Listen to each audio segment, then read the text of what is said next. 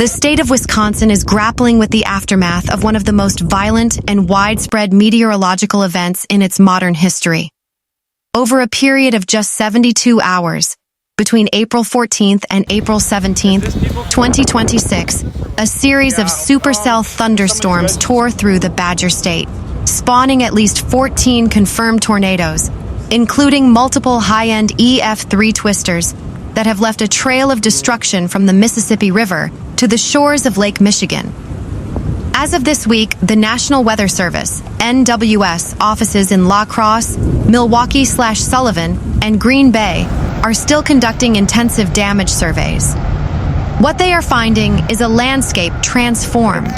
Centuries-old oak trees snapped like toothpicks, historic barns reduced to splinters, and modern residential subdivisions in Marathon and Waukesha counties facing a long, arduous road to recovery.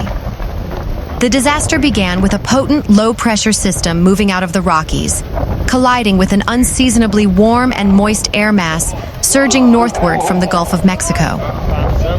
By mid-April, Wisconsin is typically shedding the last remnants of winter, but 2026 saw record-breaking dew points and temperatures in the high 70s.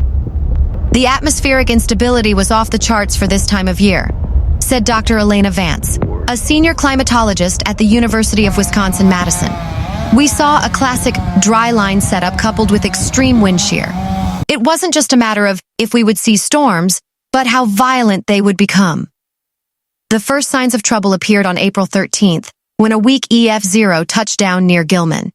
It was the harbinger of a much larger atmospheric collapse. On April 14th, the Waukesha supercell developed, dropping an EF2 tornado that carved a path through the communities of Lisbon and Sussex. Winds reaching 120 miles per hour tore roofs from homes and leveled local garages, cutting power to over 50,000 residents in the Milwaukee suburbs. While the early week storms were damaging, the event on Friday, April 17, 2026, will be remembered for generations. In a single afternoon, a line of long-track supercells marched across the central and western parts of the state. Perhaps the most devastating of all was the Cronenwetter to Easton tornado, classified as a high-end EF3 with peak winds of 145 miles per hour. This vortex stayed on the ground for nearly 20 miles. In the town of Ringle, the damage was catastrophic. Residential blocks that once housed families now consist of concrete slabs and debris piles. Emergency responders spent the night of the 17th performing grid searches through the wreckage. Further west, in the rural community of Cream, an EF3 tornado with 140 miles per hour winds devastated agricultural operations. Large dairy farms, the backbone of Wisconsin's economy, were hit particularly hard. Silos were crumpled like soda cans, and hundreds of head of cattle were lost in the chaos. In Juneau County, the village of Union Center saw a tornado that NWS meteorologists described as the strongest to hit the region since 2021. The sheer width of the debris field indicated a multi-vortex structure, a characteristic of only the most powerful storm systems. The physical damage is estimated to be in the hundreds of millions of dollars, but the human cost is what weighs heaviest on the state. Governor Tony Evers declared a state of emergency early Saturday morning, authorizing the Wisconsin National Guard to assist in debris clearance and security. Wisconsin is a state of neighbors, Governor Evers stated during a press briefing in Cronenwetter. We are seeing people who lost everything yesterday today helping their neighbors find their family photos in the mud. That is the spirit that will rebuild these towns. Hospitals in Warsaw and Waukesha reported dozens of injuries ranging from lacerations to broken bones. Remarkably, due to advanced warning systems and the rapid activation of integrated public alerts, IPAWs, the fatality count remained miraculously low despite the intensity of the storms. Most residents had 15 to 20 minutes of lead time to reach their basements or storm shelters. The agricultural impact cannot be overstated. With 2026 already seeing fluctuating milk prices, the destruction of major dairy infrastructure in western Wisconsin poses a threat to local supply chains. The Wisconsin Department of Agriculture, Trade and Consumer Protection, DATCP, is currently assessing the damage to determine the scale of federal aid required. In the suburban sectors, the insurance industry is bracing for a surge in claims. Experts predict that the April 2026 outbreak will be the costliest weather event in Wisconsin since the 2011 tornado season. Supply chain delays in construction materials, a lingering issue in the mid-2020s, are expected to slow the rebuilding process for many homeowners. The 2026 outbreak has reignited the conversation regarding Tornado Alley, shifting eastward. While Wisconsin has always been prone to tornadoes, the frequency of high-end outbreaks, EF3+, occurring so early in the spring is a trend that meteorologists are watching closely. "We are seeing a shift in the seasonality and intensity," noted Dr. Vance. "April used to be a transition month. Now it's becoming a peak month for severe weather. Our infrastructure, particularly in our older rural towns, wasn't built to withstand 140 miles per hour winds on a regular basis." From the rolling hills of Buffalo County to the bustling streets of Waukesha, the scars on the land will remain for years, serving as a somber reminder of the day nature's power overwhelmed the peaceful spring afternoon. Meanwhile, volunteers and family members gathered in Cream, Wisconsin, on Saturday, April 18, 2026, to begin extensive cleanup efforts after a tornado leveled a local residence the previous evening. The community response follows a series of destructive storms that swept through Buffalo, Trempealeau, and Jackson counties on Friday night. While the storm caused significant property destruction, no injuries were reported in the immediate aftermath of the tornado. Recovery operations commenced Saturday morning at 9 a.m., as neighbors assisted with heavy machinery and manual labor to remove debris from the affected site. Kevin Glander, the father of one of the homeowners whose property was destroyed, described the moment he learned about the impact of the storm on his daughter's house during the Friday night event.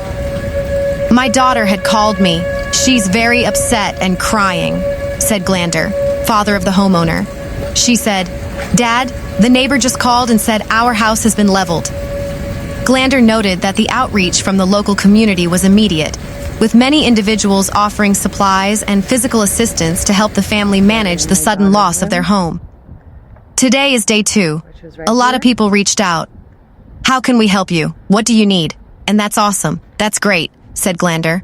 The cleanup site saw a high turnout of supporters who provided food and water, while others worked to clear the structure. The labor force remained consistent throughout the weekend, as volunteers focused on salvaging what remained of the property.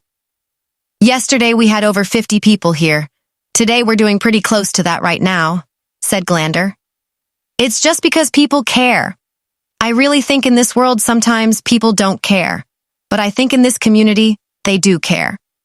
The tornado also impacted local infrastructure, resulting in several electricity outages across Buffalo County, according to data provided by Xcel Energy.